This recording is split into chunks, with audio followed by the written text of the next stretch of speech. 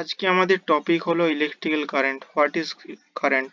Electrical current can be defined as the flow of charged particles like electrons or ions. It is measured as the net flow of electrical charge per unit of time. ধরে নাও এটি একটি conductor, এর মধ্যে অনেক electron আছে। এই ইলেকট্রনগুলি যখন flow হবে, ফ্লো ইলেকট্রনগুলি যেদিকে ফ্লো হবে তার ঠিক অপোজিটে কারেন্ট ফ্লো হবে।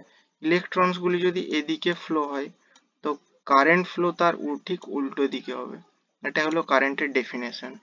কারেন্টের সিম্বল আমরা কি আই দিয়ে আমরা ডিনোট করি।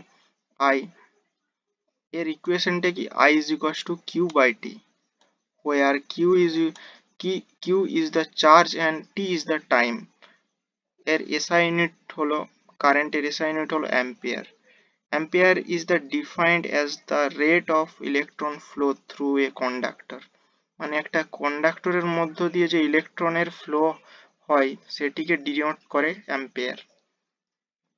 তো যদি আমাদের ভিডিওটি যদি ভালো লেগে থাকে তাহলে লাইক, কমেন্ট এবং সাবস্ক্রাইব করতে ভুলবেন না।